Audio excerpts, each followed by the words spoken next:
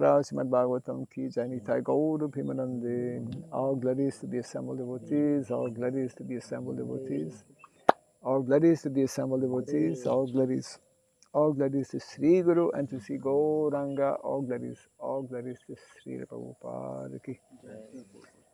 Om Agyanatimirandasya Gyananjana Shalakaya Taksuranmilitam Jena Tasmai Sri Gurave Namaha Sri Chaitanya Manobhistam Stapitam Jena Bhutale Swayam Rupa Kadamahyam Dadati Swapadantikam Vandeham Sri Guru Sri Jita Parakamalam Sri Gurum Vaishnavamscha Sri Rupam Sagradatam Sahagana Ragunatan Ditam Tvam Sajivam Sadvaitam Savadutam Parijana Sahitam Krishna Chaitanya Devam Sri Radha Krishna Padam Sahagana Lalita Sri Visakanditam Scha He Krishna Karuna Sindhu Dinabandhu Jagatpate Gopesha Gopika Kanta Radha Kanta Namostute Tapta Kanchana Gaurangi Radhe Vrindavaneshwari Vrishabhanu Suti Devi Pranamami Hari Priye Vansakalpa Tarubhyasya Kripa Sindhubhya eva cha Patitanam Pavanebhyo Vaishnavebhyo Namo Namaha Narayanam Namaskritya Ram Chaiva Narotamam Devim Sarasatim Vyasam Tato Jayamudirayat.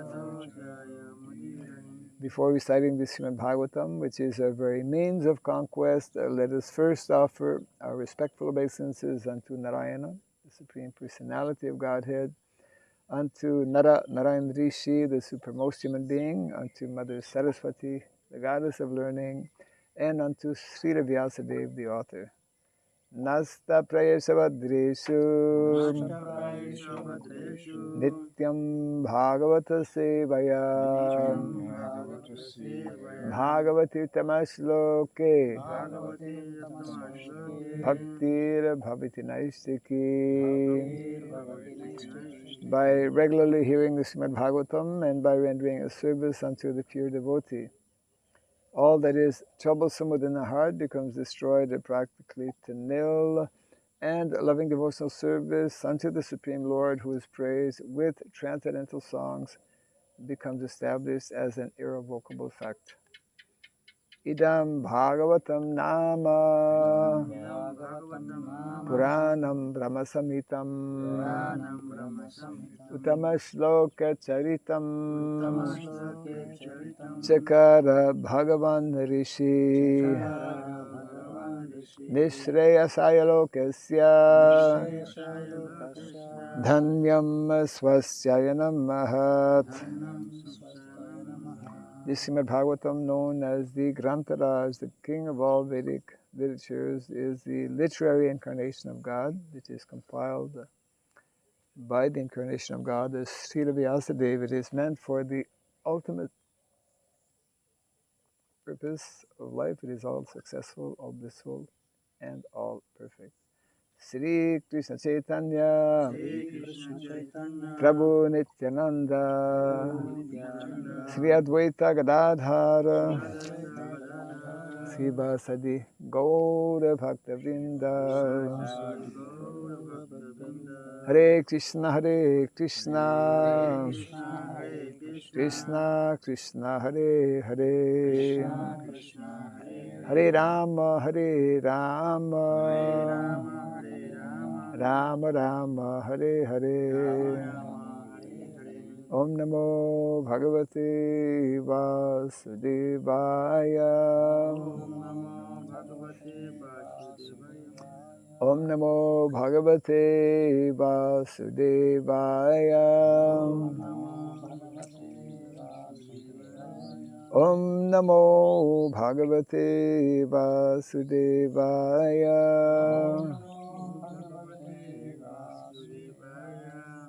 Om Sarabhyai Namaha. Om Sarabhyai Namaha. Om Sarabhyai Namaha. Mukam karoti vachalam pangum langayate girim yatkripa tamaham bande Sri Gurum Dinataranam. Yatkripa tamaham bande Sri Gurum Dinataranam. Hare Krishna. Welcome to our morning Bhagavatam class. We continue chapter 8 from the first canto, prayers by Queen Kunti. And yesterday we read text 19, so today is 20.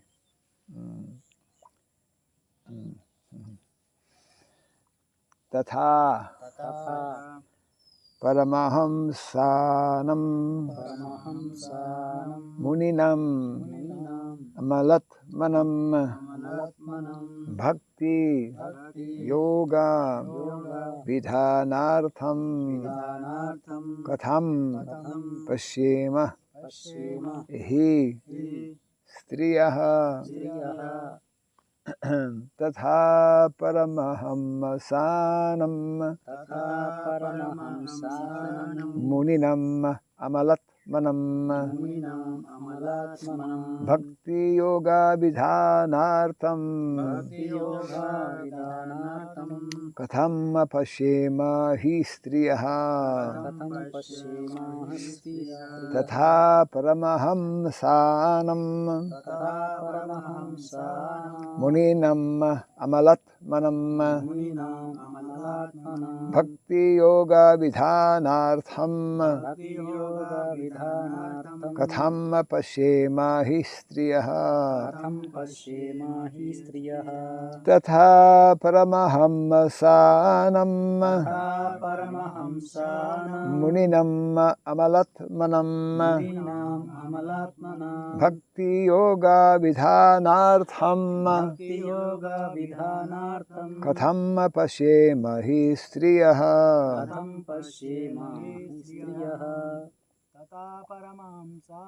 Tatha Paramahamsanam Muninam Amalatmanam Bhakti Yoga Vidhanartham Katham Pashyema Hi Striyaha Tatha Paramahamsanam Muninam Amalatmanam Bhakti Yoga Vidhanartham Katham Pashyema Hi Striyaha Tatha Paramahamsanam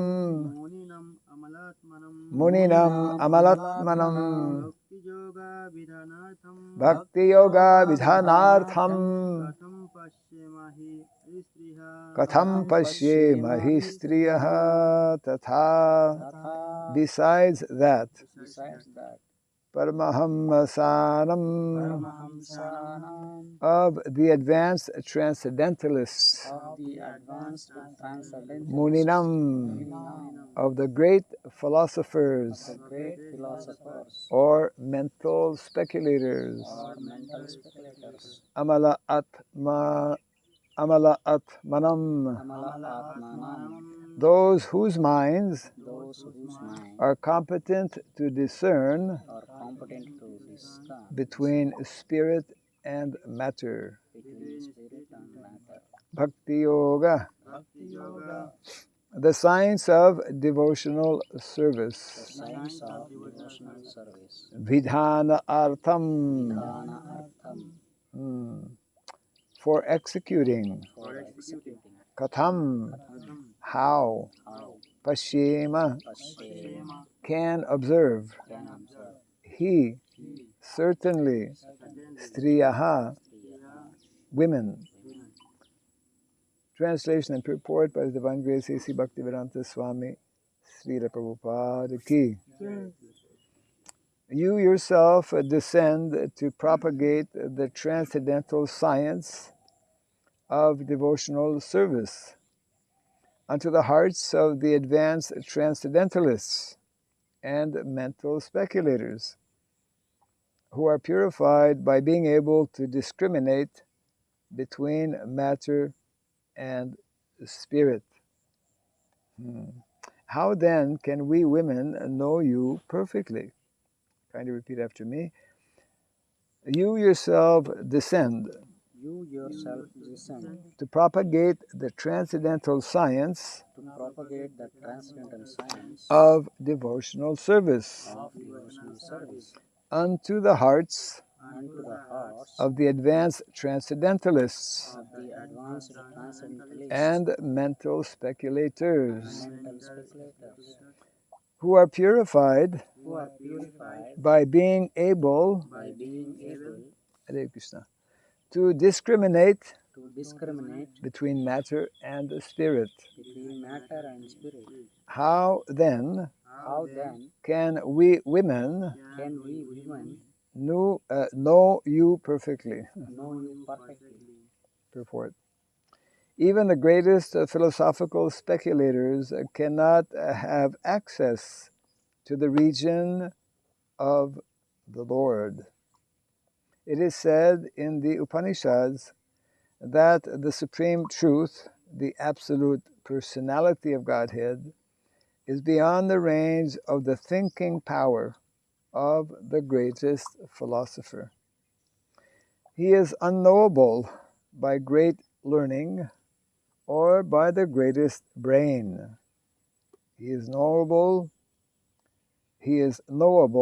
only by one who has his mercy. Others may go on thinking about him for years together, yet he is unknowable. This very fact is corroborated by the queen, who is playing the part of an innocent woman. Women in general are unable to speculate like philosophers, but they are blessed by the Lord because they believe at once in the superiority and almightiness of the Lord, and thus they offer obeisances without reservation. The Lord is so kind that He does not show special favor only to one who is a great philosopher. He knows the sincerity of purpose. For this reason only, women generally assemble in great number in any sort of religious function. In every country and in every sect of religion, it appears that the women are more interested than the men. This simplicity of acceptance of the Lord's authority is more effective than showy, insincere religious fervor. Translation again. You yourself descend to propagate the transcendental science of devotional service into the hearts of the advanced transcendentalists and mental speculators, who are purified by being able to discriminate between matter and spirit. How then can we women know you perfectly?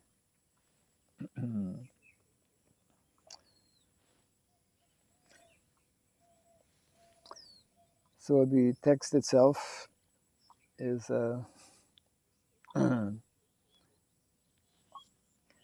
directly connected actually with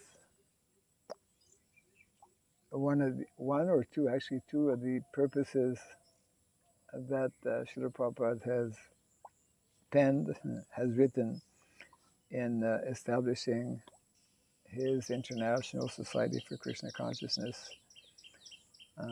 Prabhupada added the word systematically, to systematically propagate transcendental knowledge to humanity at large, which is, as mentioned here, actually, the subject matter is beyond the range of even the greatest brain, as Lord Brahma also confirms. Vedeshu durlabham adurlabham atma bhakto in the Brahma Samhita. That one cannot, even one may be very intelligent, one cannot simply by reading or studying Vedic literatures understand the subject matter. The subject matter can only be understood by two factors, actually. One is through the practice and the process, that's part of the verse as well, called Bhakti Yoga. And the second factor is that unless one receives the special mercy of the Lord, one cannot so easily understand the subject matter.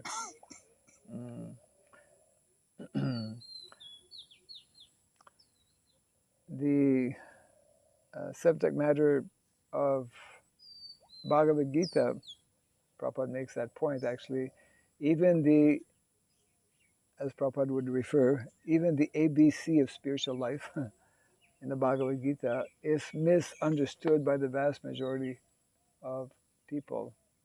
Very few people actually really understand the essence and the message of the Bhagavad Gita. Very few people, Srila Prabhupada would point out, and he personally experienced that when he went to America, because initially when Prabhupada didn't have any place, he was going to the studio of Dr. What was his name? Mishra. Yeah. And Prabhupada used to tell his early disciples, yeah, you can read the text, but don't read the purport. Because unless one is actually a devotee means one who is practicing bhakti yoga, one cannot so easily understand what is being conveyed. So the highest transcendental knowledge is being conveyed or being given by the Lord. And here Kunti, in a very humble and very spontaneous manner, expressing how even great transcendentalists, even great philosophers, find it difficult to really understand you. So how can we as women folk, understand you? Prabhupada makes the observation, which is actually scientifically established as well, that in general, if we look at the number of philosophers throughout history, mostly men tend to be more philosophical. It's not that women cannot understand philosophy, but generally, and Prabhupada also uses the word generally, but the quality, which is pointed out also by Srila Prabhupada, the very unique and special quality of women is that by their simple nature, by their purity at heart, by their chastity, by their shyness, which are meant to be natural and very, in the Vedic culture, highly respected qualities. That's why when women and men are allowed to mix, women lose those qualities, isn't it, of shyness. And obviously when the quality of shyness is not present, then the quality of chastity very quickly also disappears. So by nature, actually, women are when they're fortunate to actually maintain or develop these natural qualities that are there in women, they accept more easily authority. And again, as pointed out by Srila Prabhupada, there is generally a larger number of women who, by nature, are tend to be more religious and pious. So, yes, the subject matter, therefore, traditional system that we find in our Vedic culture is that, generally, that's generally means it's pretty well the standard. It is boys that generally go to Gurukula and spend many years. If we understand that in the Vedic culture, very different than modern day society, young boy and young girl, they are generally meant to be married at a much younger age than we find today, because of so many different reasons. One of them being the type of education which is being promoted in modern day society. Boys and girls actually end up not getting married till they are in their 20s, which is not natural.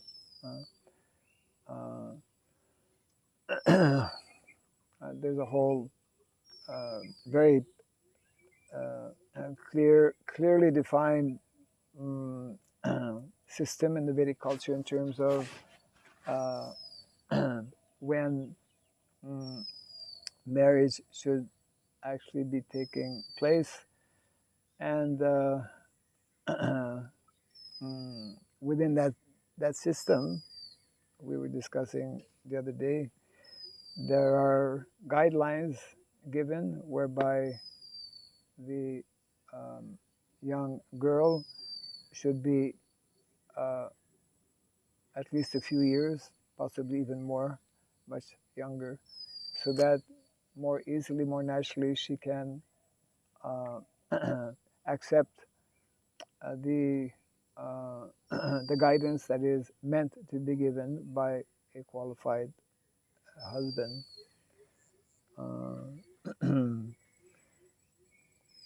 So, especially in anyone who actually begins to study, what text we were looking at?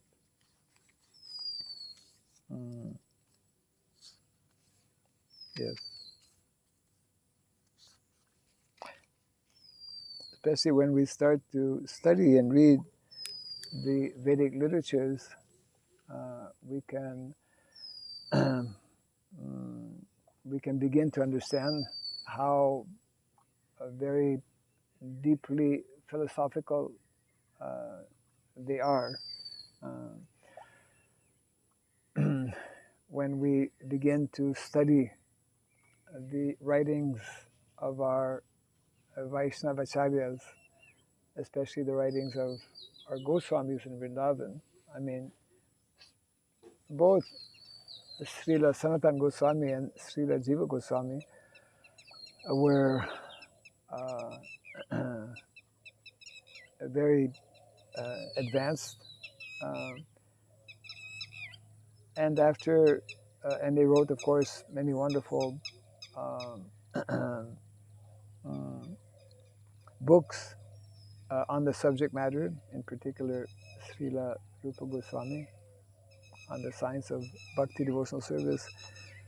But among all the 6 Goswamis, it is Srila Jiva Goswami who is recognized as the greatest philosopher, not only 500 years ago. Prabhupada points out how anyone, any scholar, any intellectual who actually reads the writings of Srila Jiva Goswami, who, of course, especially his famous Satsandarbhas established the supremacy of the Srimad Bhagavatam. Not only is the Bhagavatam, we say Grantaraj, Grantaraj Srimad Bhagavatam. So Granta is different from book.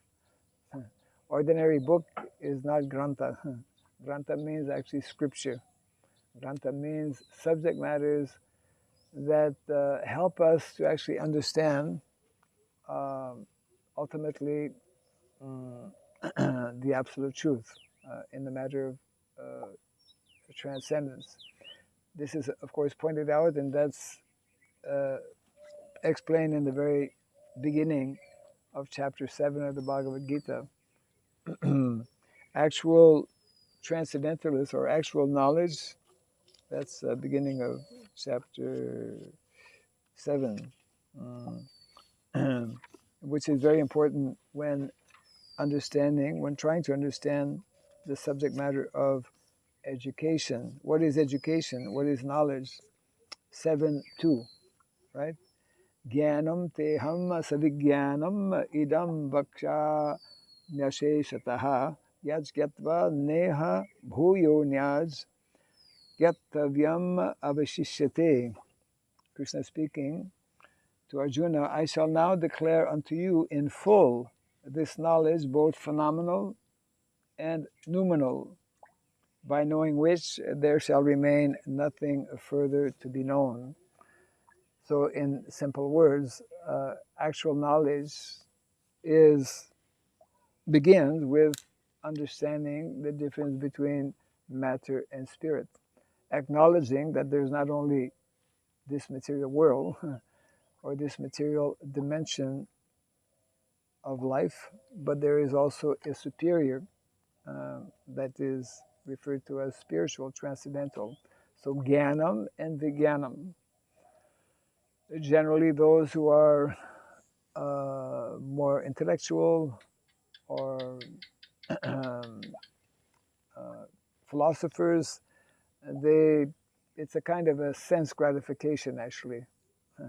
There's material sense gratification, and then there is more subtle sense gratification. People who are having different types of knowledge, they love to attend seminars and make presentations on their paper, on their research.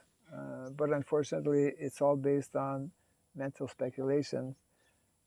It's a more subtle form of sense gratification. Yeah.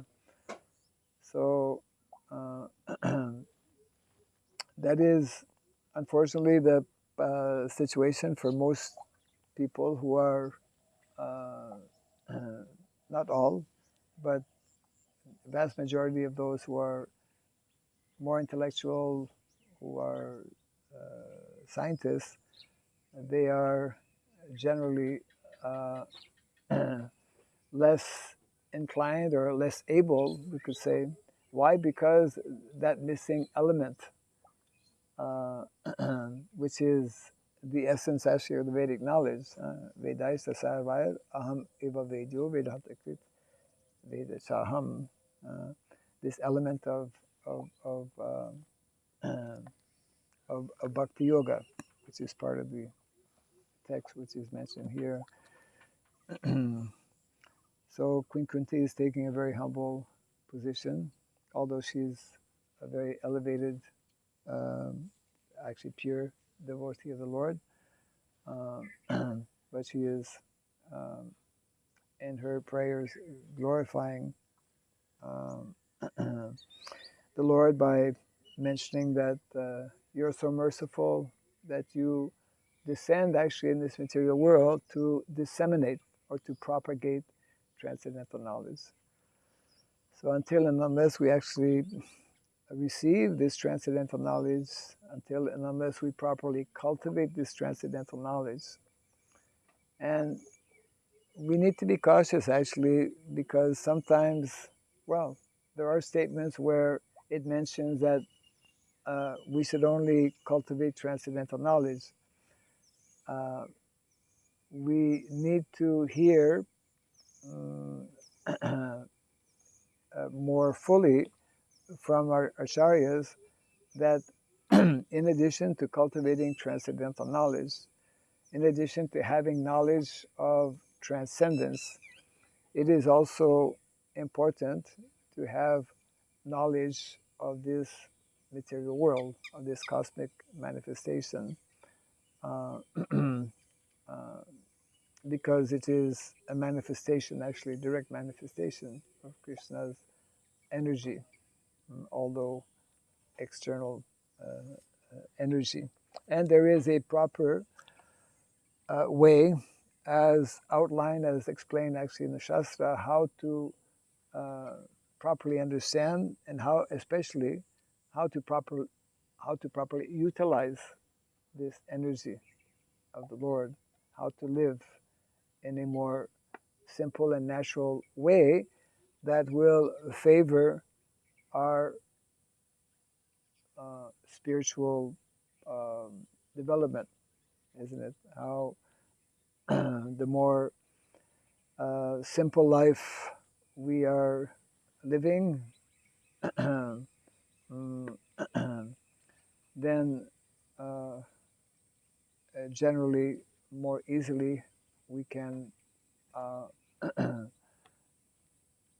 take up the spiritual life. More easily also we can understand the subject matter, which, as mentioned by Srila Prabhupada, is only possible when one is favored by the um, favorable glance of the Lord. That means by the mercy of the Lord, which means that we should be acting or doing, performing our activities in such a way that they are in line with what is mentioned in the Shastra, and which are also, because they are in line with what is in the Vedic literatures, which will naturally be also pleasing to the Lord.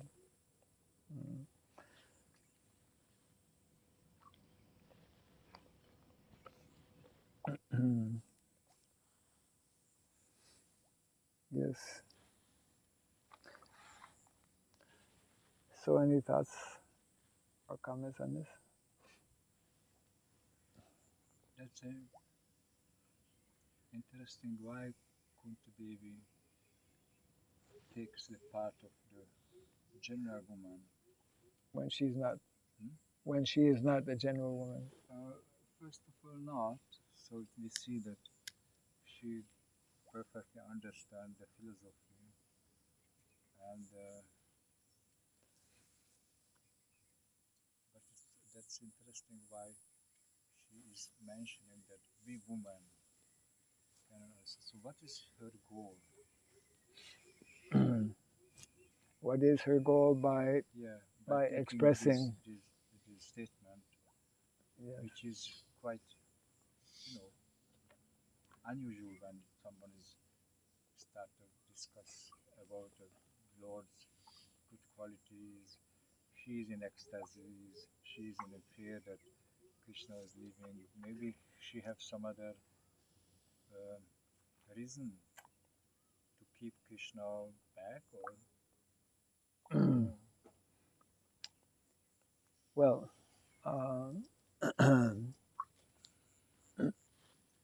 not only Queen Kunti, but all those, I mean, the Pandavas themselves, and anyone who's very close to Krishna, naturally, they, and she, in many ways, is speaking on their behalf as well, expressing their sentiments.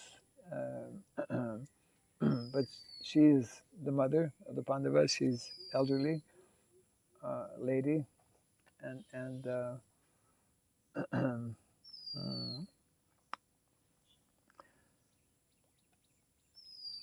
I think it's natural. It's like when one, even ordinary devotee, begins to offer prayers to the Lord.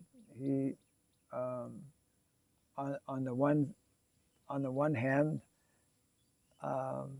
glorifies the elevated position of the Lord, acknowledging that he is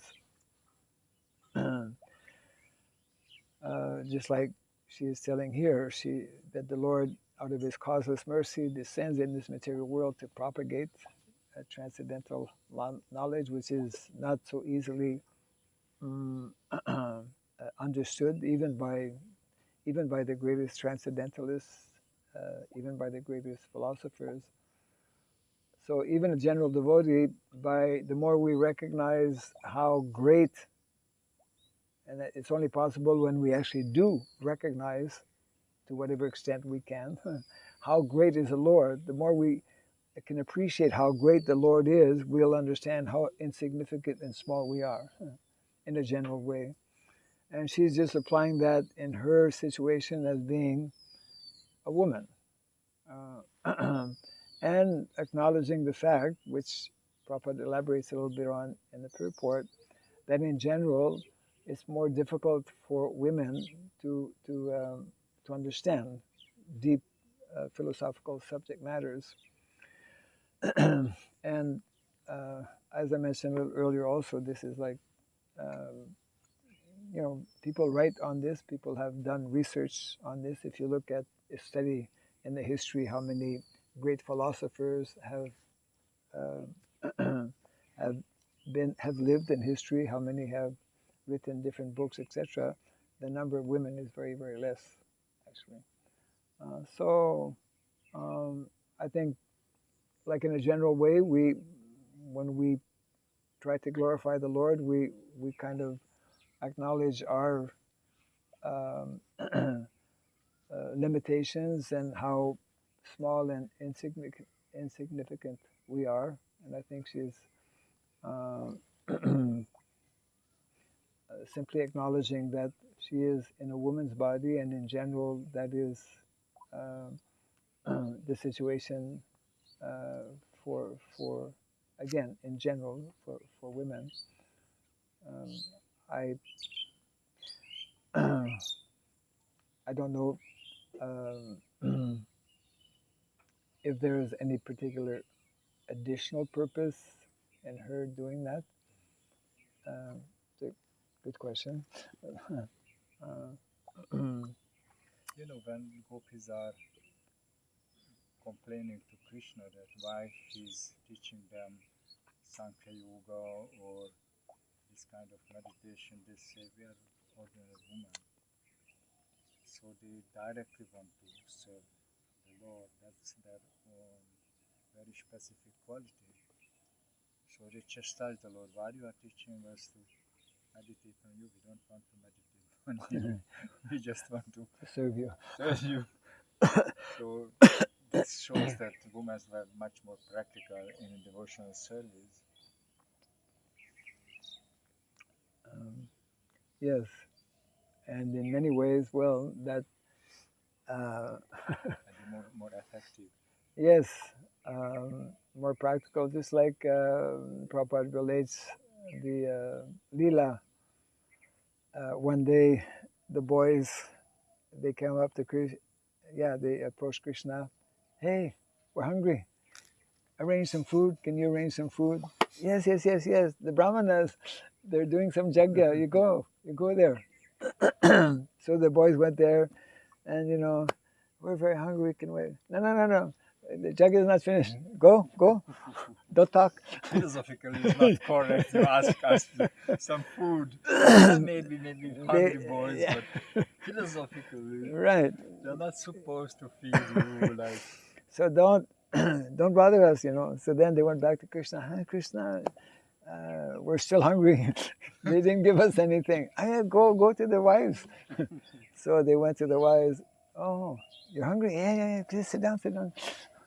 Actually, Prabhupada, he was telling one of his disciples, uh, Kishori Mataji from France, actually. Yeah, I know her. You know, yeah. So she was relating actually some of the very kind of like confidential statements that Prabhupada made, or instructions he gave regarding young children. Very interesting, actually. She goes into detail. It was recorded. I have a copy of it, actually. And she mentions how Prabhupada was telling very important instructions for mothers. If a small boy or a small girl, if a child, comes into the kitchen when the mother's cooking, and he tells mother, "I'm hungry." Even if the food is not offered, you immediately give. Even if it's not offered to Krishna, the mother should immediately give to the child. So there's a certain, yeah, we say that in general, it can be taken as a quality, but also it can be taken as not a quality. Men are more philosophical, like in the case of the Brahmanas, but they miss the point. Whereas women are more like more on the emotional level, which is sometimes more practical when you have to look after the needs of young children, for example. Yeah. So, yeah, And do you know, ISKCON is here more than 50 years. ISKCON ISKCON, yeah. as a society. Yes, I Did you heard. hear about something specific plan for educating women because they have different nature, so Is they should there have any, different yeah, education system. after 50 years of ISKCON being established? Well, actually, yeah, it's 58 years actually coming up on July 29th. 58 years in 2 years. So, yeah, over 50 years. Whether there's any plan within our ISKCON society to provide specific education for Yeah, women, that's the question. yeah. Yeah, there is a show in Mayapur TV.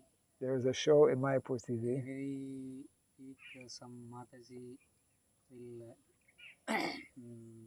give interview and do some lectures about women and Krishna consciousness. Yeah, yeah.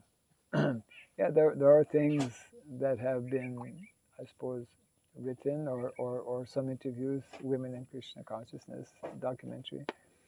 I'm not aware of any specific or particular, I mean, there are general courses that are there.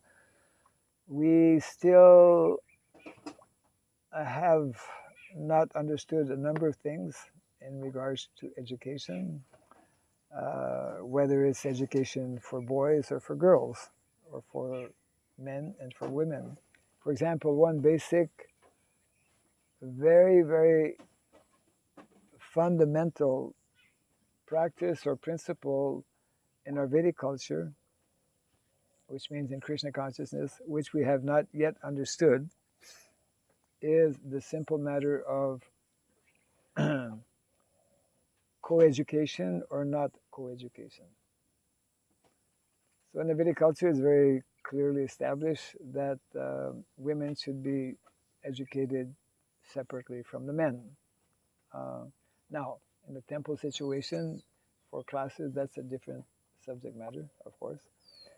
But we still have within our society some of our educational, and we don't have really many, some of the educational systems. I will not, I mean, I think everyone knows them, um, where we are allowing and having, co-education, which is not actual Vedic standard.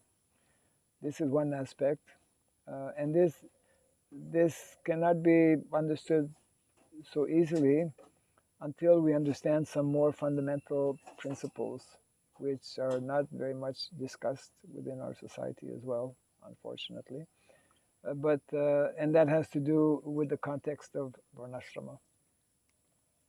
So until and unless we have a more clear understanding, not only philosophical understanding, actually the actual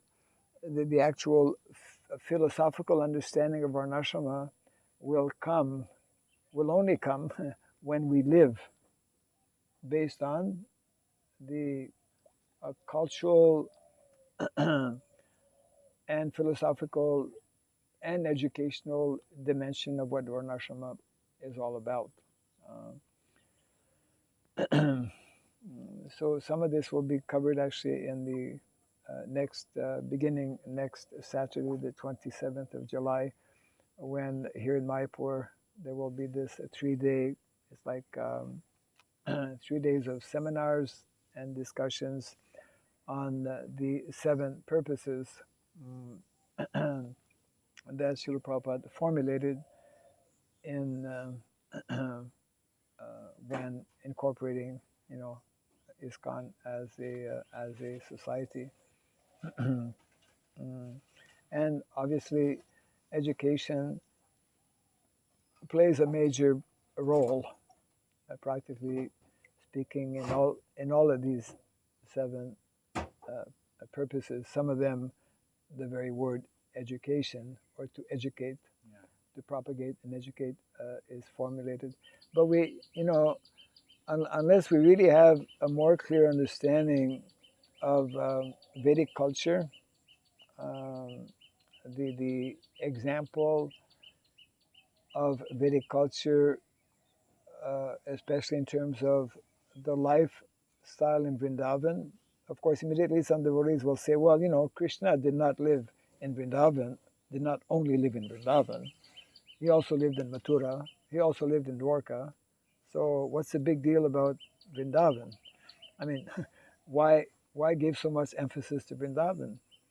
Well, Krishna, when he went to Mathura and to Dwarka, although he was living in Mathura and Dwarka, and this is especially so in Dwarka, although he was there and he had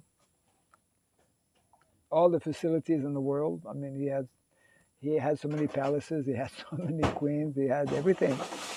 But yet, his mind was in Vrindavan. It's like Lord Chaitanya Mahaprabhu is in Jagannath Puri, but actually his mind is in Vrindavan. So the idea that, of course, on many levels, the lifestyle, the Vrindavan lifestyle, is actually meant to be the standard lifestyle for the vast majority of people. So, not that exclusively we should have villages and village life for 100% of the population, but it's a very small percentage of people who are meant to actually live in cities. And this is a big subject matter actually when we look at what is taking place in the world today, where due to actually not having proper knowledge, modern day leaders who are totally devoid of this Vedic knowledge, Vedic culture, are have been since the last century in a planned and orchestrated manner arranging that more and more people live in the big cities around the world. So the whole trend towards what we call ever increasing urbanization, you see. This means that people are leaving the villages in large numbers. We are on the last leg, practically, here in India, and I'm sure it's the same around the world, in terms of farmers knowing how to cultivate the land, because the sons of farmers are no longer interested in general. So there's no, it means basically, in a very brutal kind of manner, there's nobody to grow the food. You know, if you take out the farmers, How it comes? then how the food will come? Well, already our modern scientists have the answer for that. We're going to manufacture food in the laboratory. We're going to open factories where we don't need actually the soil. We don't need the sun. We know our science. By our science, we know all the different ingredients that make up, let's say, a tomato. So they've already done that. Actually, I think it was in Israel. Meat. Huh? They make meat. Yes, yeah. In Singapore, this I'm not sure the term they use, but it's like manufactured meat uh, is has been approved actually by the government as food. And in Israel, they I think last year sometime, just like we have a Xerox copy, or you know, you can go to some machine and just enter different things, and you get your printout. So not only are we able to print uh, papers or print copies, now you can print food. You can go to a machine. They have such machines. Actually, the president, I think, of Israel was was invited uh, for a meal. So he was told, okay, this is our machine. Whatever food you want, you know, okay, this category, okay, salad. Okay, what do you want in your salad? You know, how much of salt do you want? How many different? So he pressed, and then because it's all mechanized, and then within 2 minutes after doing okay, push, uh, then within 2 minutes you have your salad. They're doing it, but actually that's not food. Food needs to have the rays of the sun, for example, and the rays of the moon and the sun both. Otherwise, it's not food. And like this, you know, we're talking about mental speculation.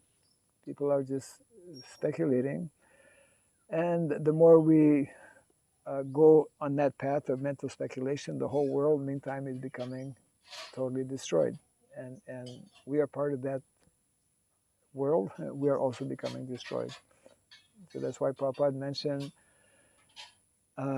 in the context of cows, for example, which we, you know, modern people, even our own devotees, unfortunately, don't really understand how important are cows in our daily lives, not just in general. So Prabhupada, in the light of the Bhagavat, which was written in 1963, I believe, before going to America, Prabhupada writes that actually this elimination or slaughtering or killing of cows is like the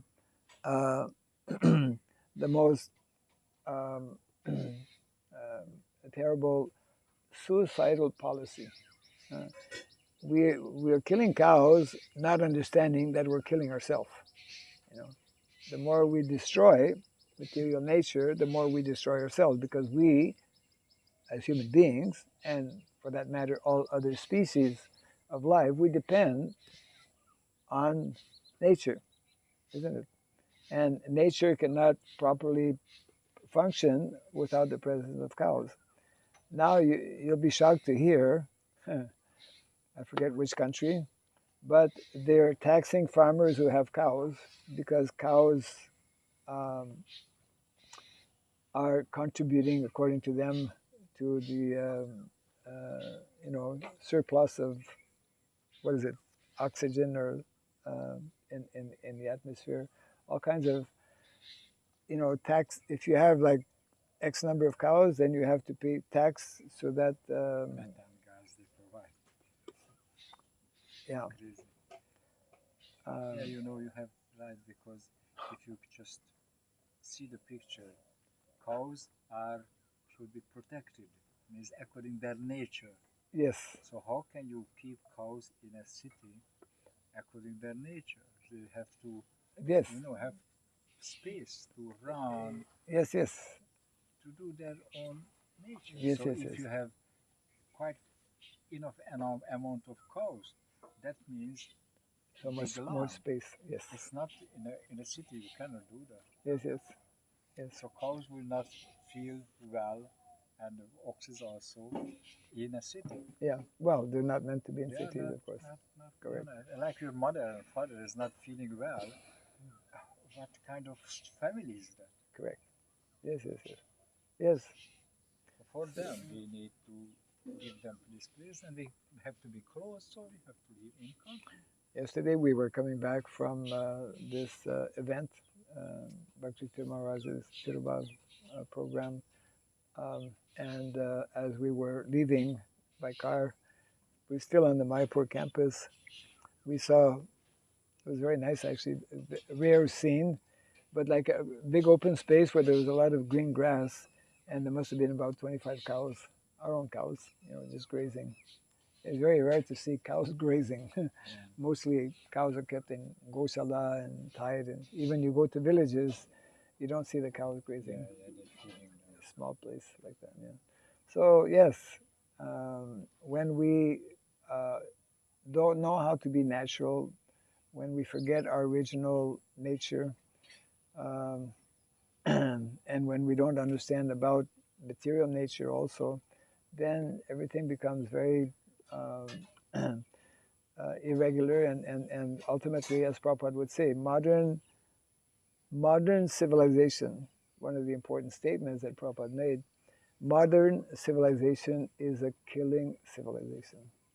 We're killing, literally, of course, and the whole of modern education also. Atmahana, killer of the soul, slaughterhouse. So therefore, yeah, this is the point that is being underlined here also by Queen Kunti, how Krishna descends to actually propagate, to disseminate this most important knowledge, both spiritual knowledge as well as material knowledge, in terms of how we should be living in harmony with nature, living in harmony with ourselves, and that's only possible when we have higher knowledge, and higher knowledge means actually transcendental knowledge. Yeah. Yes. No. Yes. Okay. Jai Grantaraj Srimad Bhagavatam Niki. Jai Shri Prabhupada Niki. Gaur Gapimanandi.